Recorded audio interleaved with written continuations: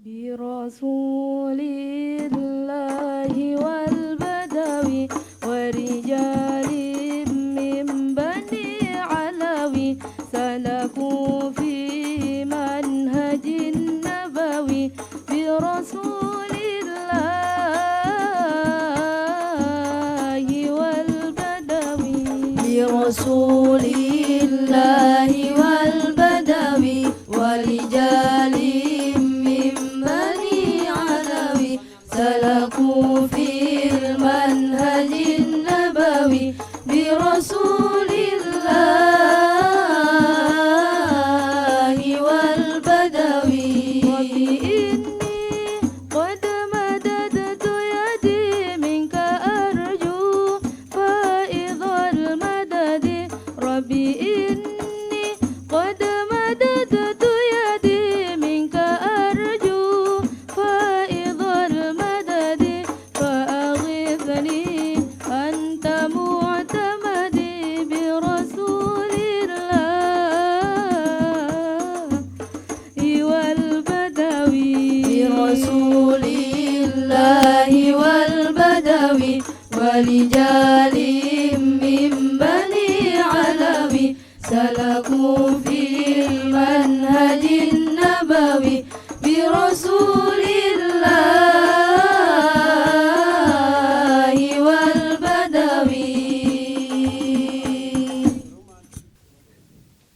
Kembali lagi bersama kami di acara Ngaji Budaya.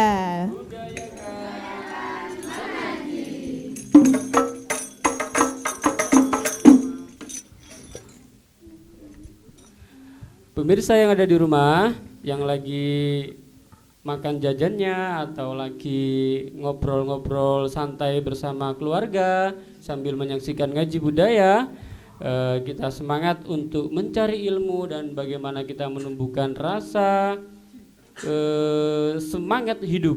Di antaranya adalah menebus keringat, darah, dan cucuran air mata dari orang tua dengan kita berprestasi di pondok atau di urusan sekolah dengan mendapatkan peringkat 1 di antaranya.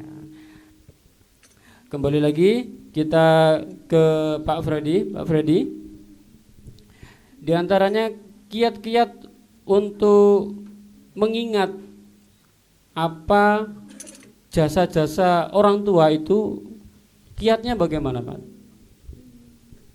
Kiat-kiatnya harus mengingat. Ya begini, artinya orang tua kita itu kan dari berbagai background. Ada kita terlahir dari orang kaya, ada orang yang menengah, ada orang yang enggak punya, kan begitu. Maka cara untuk mengingat adalah berbeda-beda. Ginilah, coba kita kaji satu persatu. Apakah betul seorang anak yang lahir di dunia ini adalah berhutang darah kepada kedua orang tuanya? Setuju? Berhutang apa enggak? Jelas. Ketika proses kelahiran pasti baik normal maupun sesar ada darah yang akan tertumpah di sana. Atau ketika orang tua kita misalkan seorang petani, seorang nelayan, ketika bekerja di lautan atau kerja di hutan, di ladang, pasti sekali waktu tertusuk duri atau mungkin ada jatuh atau pasti ada darah yang tertetes. Jelas satu, kita punya hutang darah kepada kedua orang tua kita. Kemudian yang kedua, hutang keringat. Kadang-kadang ada yang bertanya, Pak, ayah saya kan orangnya kaya, jadi cari uangnya mudah kan gitu. Kata siapa? Masuk orang kaya itu semakin kaya, cari uangnya juga sulit. Maksudnya begini, mungkin ketika dia modalnya besar atau orang kaya, beratnya itu tidak di fisik. Jadi dia kerjanya itu gak pakai tenaga. Jadi yang badannya berkeringat-keringat gitu. Tapi otaknya yang berkeringat. Jadi orang-orang kaya pembisnis itu, yang top-top itu adalah tidak berat di badannya. Jadi kita artikan keringat itu tidak harus keringat. Jadi ayah kita kan orang petani atau nelayan atau tukang atau hal yang harus kelihatan keringatnya, tidak.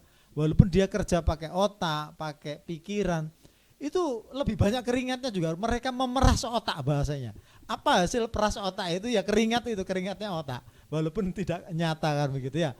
Jadi hasil apa beratnya orang tua dari badan yang berkeringat, kemudian otak yang harus diperas demi anak-anaknya, demi mencari nafkah ya untuk anak-anaknya itu. Kemudian yang terakhir tadi mengenai air mata ya. Ada enggak sih di sini itu? Adik-adik dari Umuhani semuanya hadir di sini. Bisa jamin enggak bahwa dari mulai bayi sampai umur berapa sekarang 15 tahunan? Ya. 17 ya. Oh, udah kurang tua dikit ya. 17 tahunan. Masa yakin enggak pernah membuat orang tuanya menangis? Pasti pernah, ya. Sekali atau 2 kali? Atau yang sering? Nah, ya pasti. Maka siapa yang siapa yang paling sering membuat orang tuanya menangis, maka hutangnya semakin banyak. Atau begini, kita nggak pernah membuat orang tua menangis, tapi sekali 2 kali aja. Tapi tangisnya kencang orang tua kita, berarti air matanya banyak. Harus imbang, pokoknya sama lah. Yang orang tuanya sering menangis karena cobaan dari kita, apakah ada kenakalan kita yang bandel atau apa, yang dinasihati nggak mau, pasti mereka juga menangis. Nah, darah, keringat, dan air mata ini kira-kira menurut Pak Freddy dibalas dengan apa? Ya tadi itu. Saya kira gini, Bapak Ibu, ayah bunda atau abi umi, seluruh perjuangan panjenengan saya balas dengan uang 1 miliar. Begitu misalkan. Mau enggak? Tetapi kamu tidak pakai jilbab misalkan. Tidak menjadi anak yang solihah. Kemudian kerjaanmu nanti profesinya jadi apa enggak jelas. Akhlaknya enggak jelas. Saya kira orang tua tidak akan bersedia.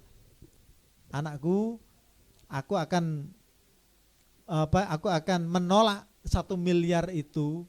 Lebih baik saya menerima kamu adalah jadi orang yang berprestasi, orang yang sukses, akhlaknya baik, pakaiannya, tata keramanya, kemudian otaknya juga cerdas, pinter, apa yang dicita-citakan terkabul. Saya kira ada dari orang tua itu kok, ada 2 hal. Jadi nggak ada orang tua itu yang saya sampaikan di awal tadi, ketika memperjuangkan anak dengan kasih sayang betapa beratnya itu, kemudian berharap bahwa ratusan juta yang sudah dikeluarkan, ratusan juta loh orang tua membiayai kita, benar Ustaz Sofia? Iya. Udah punya anak kan? 1 bulan aja berapa? Iya. Misalkan baru kelahiran, operasi 15 juta, kemudian dari sekolahnya, dari air susunya dulu, makan.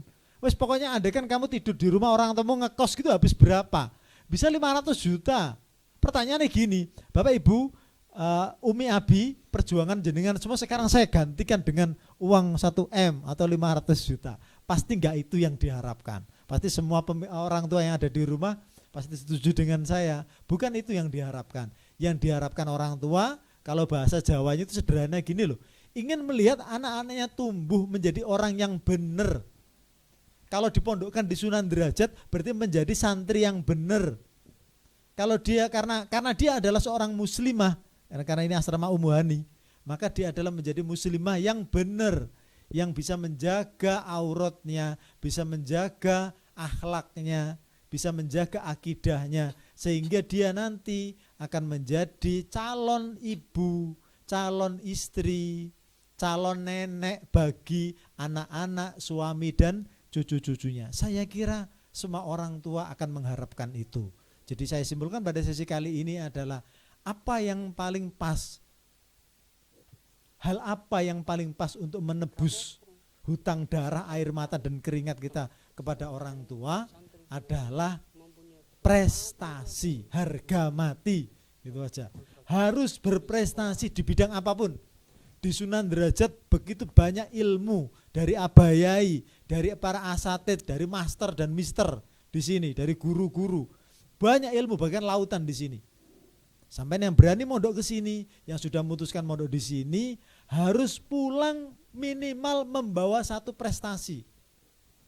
Alhamdulillah kalau seluruh keilmuan yang ada di pesantren ini sampai bawa pulang sesuai dengan harapannya Romo Yai, bahwa santri Sunan Derajat adalah harapannya nanti adalah fid dunya hasanah wa fil akhirati hasanah. Jadi ilmu dunianya mumpuni dan ilmu akhiratnya juga tidak diragukan lagi. Dan semoga doa saya yang ada di forum ini para pemirsa yang ada di rumah, orang tua yang sedang menyaksikan anak-anaknya sedang tampil ini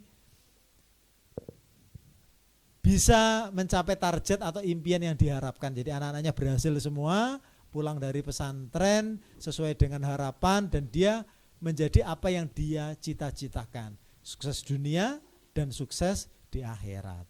Demikian, terima Baik kasih. Bapak Freddy, menurut Bapak Freddy ya, prestasi apa yang pas untuk menebus perjuangan orang tua? Sedangkan dari santri Sunan Derajat ini kan terdiri dari berbagai macam karakter ya. Prestasi yang pas. Nah, kembali ke buku ini, agak promo bukunya ya. Salah satu buku itu saya tulis adalah jika anak bandel karena darah. Jadi anak bandel karena darah itu hanya sebuah judul, bahwa itu adalah buku psikologi, buku genetika, psikologi genetika. Saya mempelajari, saya ingin memperlakukan bahwa setiap anak itu adalah berbeda. Karena berbeda maka setiap anak adalah istimewa. Misalkan di sini ada Ustadz Sofi, kemudian ada Ustadzah Ella, kan gini. Ada Ustadz Freddy di sini. Pertanyaannya, darah mereka dengan saya itu loh nggak sama.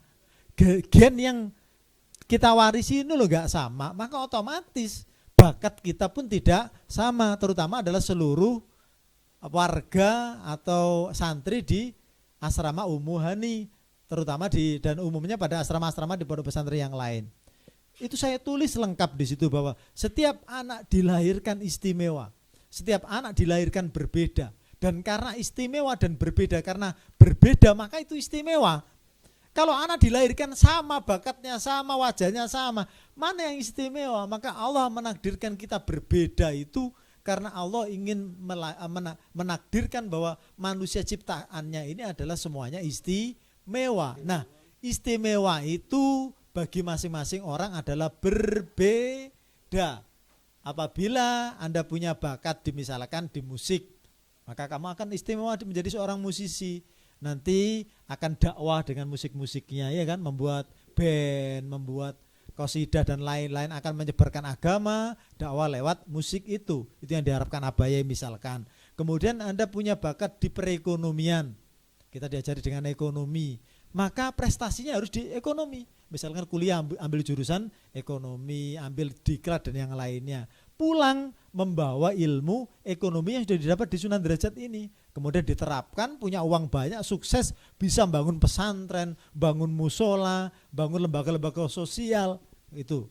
Kemudian ternyata salah satu santri di Sunan Derajat bakatnya adalah menjadi bunyai atau pak yai, maka mungkin dia nggak pati ahli ekonomi, nggak terlalu ahli kesenian, tapi keahliannya adalah memang dia alim gitu, pembawaannya memang halus, kalem kan, seperti Ustadz Sofi gini kan. Lihat auranya udah aura Pak Yai kayaknya ini.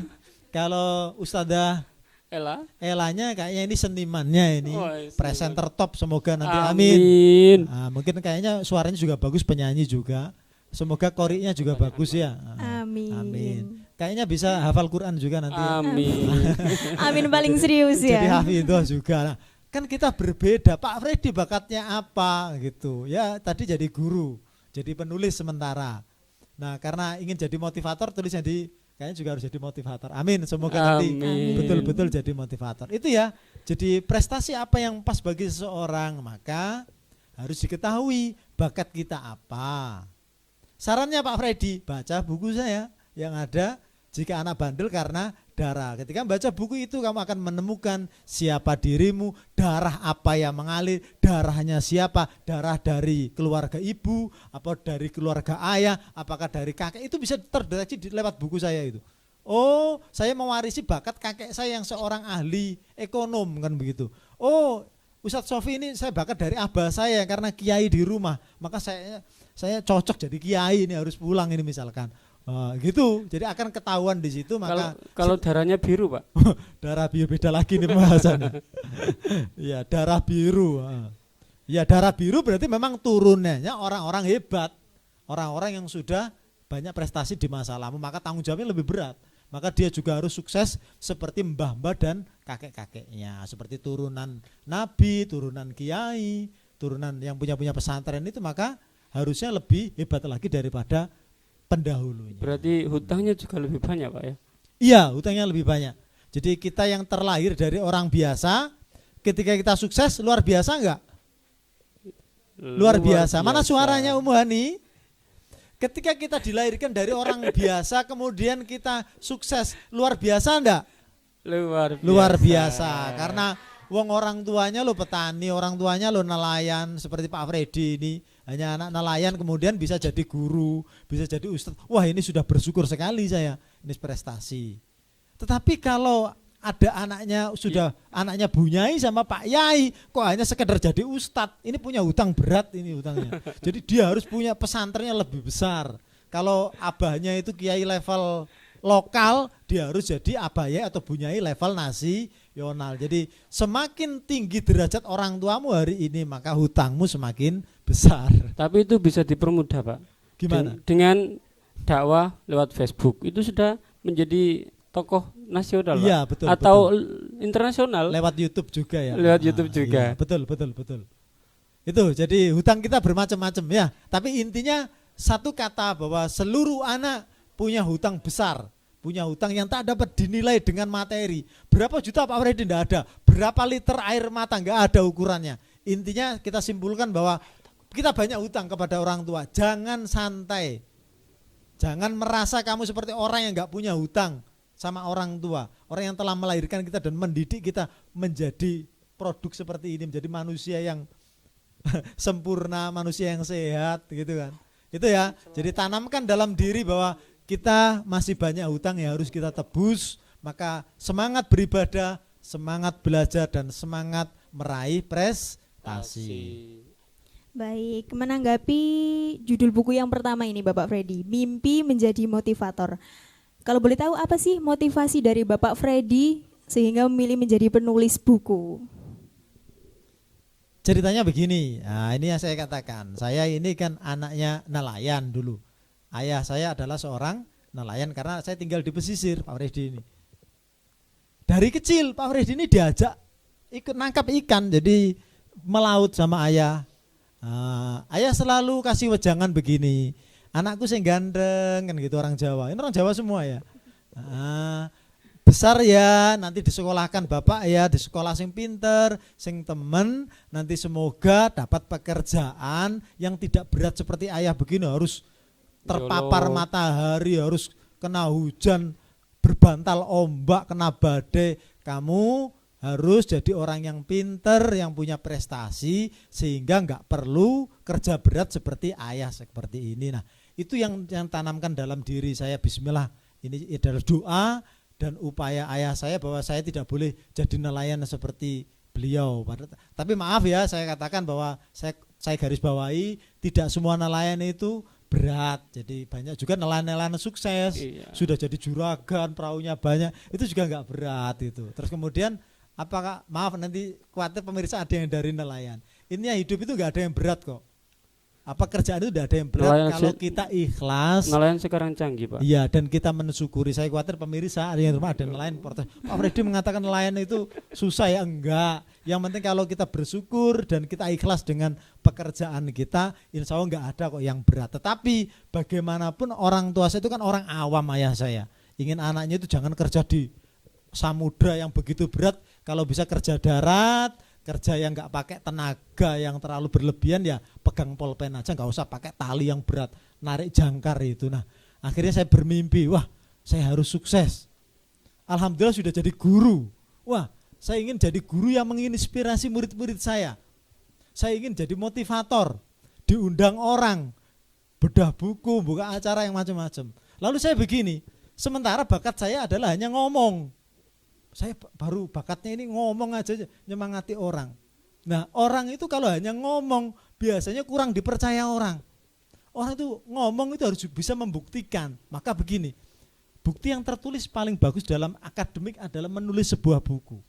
Gitu. Nah, itu akhirnya motivasi saya, ide-ide pengalaman hidup saya tentang di lautan, di jalanan, mau menikah gagal misalkan, gagal percintaan misalkan ya, suka sama orang ngelamar akhirnya ditolak misalkan, tapi enggak pernah misalkan, andaikan itu ada, pokoknya tentang jodoh, tentang hubungan, tentang cinta, tentang apapun, ini menjadi sebuah saripati. Saya tulis sebuah motivasi, Akhirnya saya menulis sebuah buku. Namanya buku karena cita-cita saya adalah pengen jadi motivator, maka judulnya adalah Mimpi Menjadi Motivator. Nah, pertanyaannya sekarang, apakah buku itu sudah jadi hari ini sudah jadi motivator apa enggak? Belum. Karena kalau saya sudah jadi motivator nasional nanti, saya akan menulis buku tandingannya selanjutnya. The Motivator, begitu. Nah, artinya saya adalah sang motivator hari ini. Jika nanti kalau sudah tampil di TV Jakarta, dan alhamdulillah sekarang sudah tampil di TV Persada TV, ini adalah batu loncatan, semoga nanti bisa tampil di Jakarta juga. Berarti kalau sudah tampil di Jakarta level nasional, berarti saya berani menulis buku yang kedua, The Motivator, adalah sang motivator. Tepuk tangan buat Bapak Freddy, Masya Allah. Ceritanya bagaimana Pak? Jenengan sampai diundang ke Tokyo. Apa itu ceritanya? Oh, itu bukan Tokyo, ke mana itu, Changsha, sebuah kota di Cina sana. Oh, itu Cina. dekat dengan Wuhan yang kemarin corona sempat merebak itu. Jadi saya sempat lewat kota Wuhan sebelum, kan itu tahun 2019. Sebelum corona muncul itu saya lewat kota Wuhan, tetapi nggak lewat darat, lewat atas, naik pesawat. Jadi untung saya nggak lewat darat. Gitu. Jadi waktu saya pulang 3 bulan baru corona muncul. Kayaknya corona sungkan sama saya mungkin. Wah, masih ada Ustadz Freddy dari Sunan Derajat ini. Jangan muncul dulu, biar beliaunya pulang dulu. Ada suuknya. Di sana itu ada undangan pendidikan, seminar namanya. Jadi mereka mengundang mahasiswa atau guru-guru dari seluruh dunia untuk ikut pendidikan di Cina. Waktu itu adalah manajemen pendidikan. Jadi saya ikut bagaimana sistem pendidikan yang ada di Cina, apa salahnya? Walaupun saya muslim belajar ke Cina. Wong toh Kanjeng Nabi juga pernah dawuh juga kan?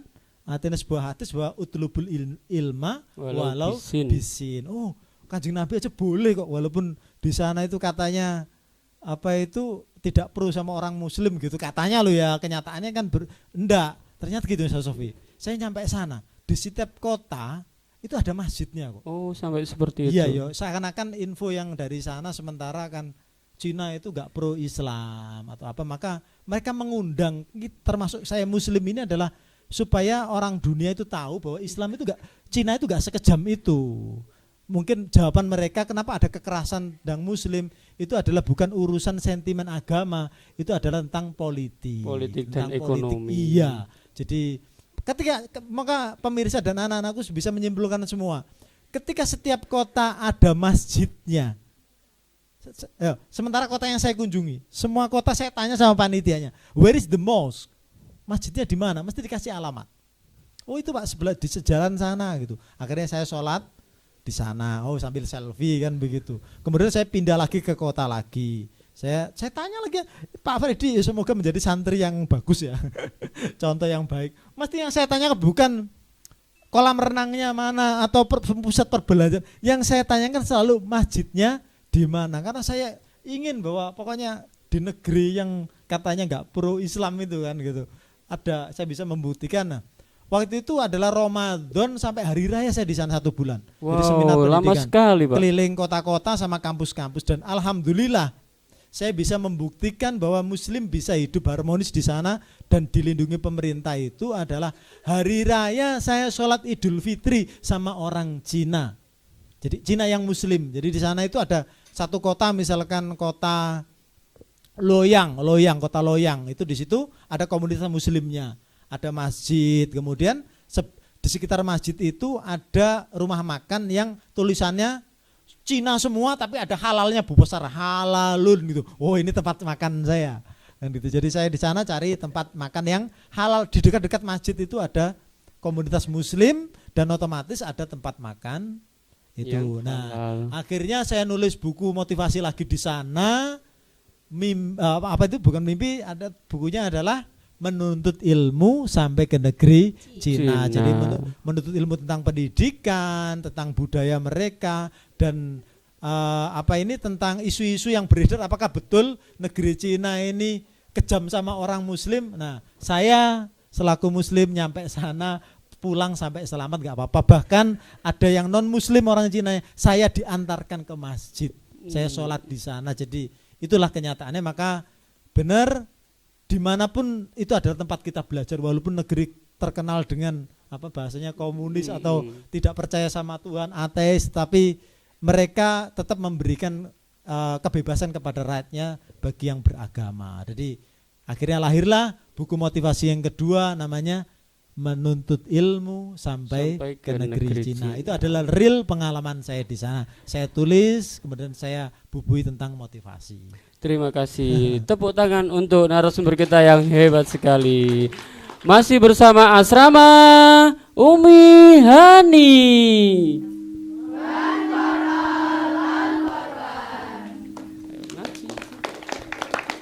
Ngaji budaya.